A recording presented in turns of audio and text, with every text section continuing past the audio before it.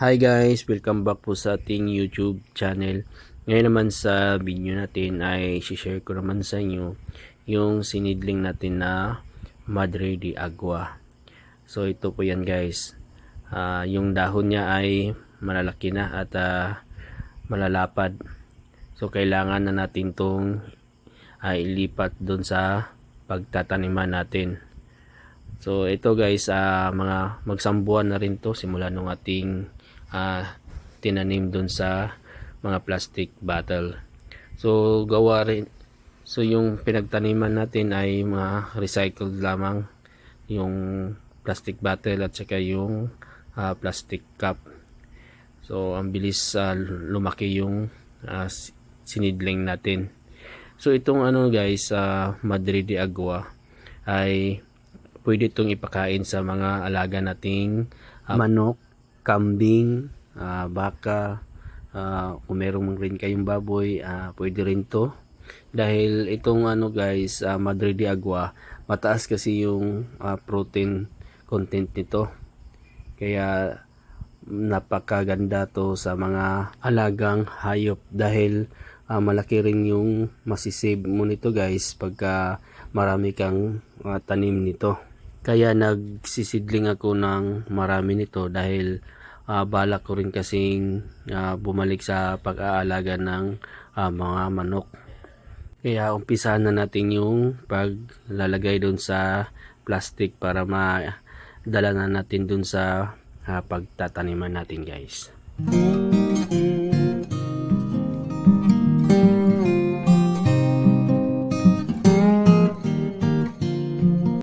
So yan guys, pupunta na tayo doon sa pagtataniman ng ating Madre de Agua. So may dala tayong pala at saka yung ating mga seedling na itatanim. So dito guys, yan kung mapapansin nyo, mayroon din tayong mga tanim ditong kamuting kahoy, saging. So yan guys. So yung area na yan guys, dati ay yung tinatayuan ko. Diyan kami nagtatanim dati ng mga pakwan. So mayroon din akong vlog yun guys, kung saan tayo nagtatanim dyan at nakapag-harvest rin tayo. So andito na tayo guys sa pagtataniman natin ng ating Madre de Agua. So maganda rin dito guys dahil medyo basa yung lupa. So mas mabilis tumubo yung natin Madre de Agua dito. So yan guys, napakalambot yung lupa. Yan. So ito guys ang itatanim natin. So ito. Yan. So tanggalin lang natin tong plastic nya para pagka tinanim na natin to guys ay mabilis umano yung ugat nya. So yan.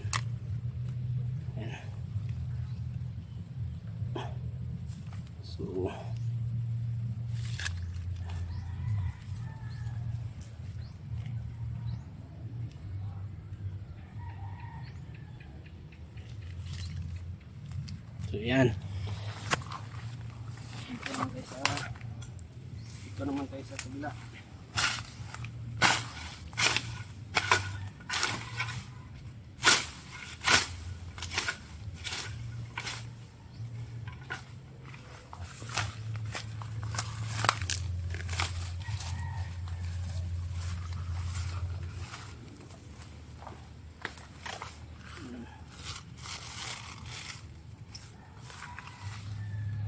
Tanggalin natin.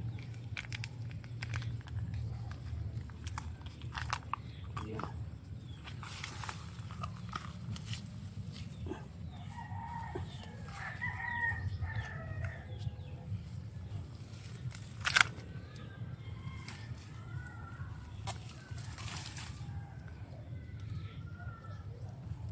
So yan guys, tapos na nating itanim yung dalawang Madre de Agua na seedling. So tuloy-tuloy lang natin yung ating pagtatanim.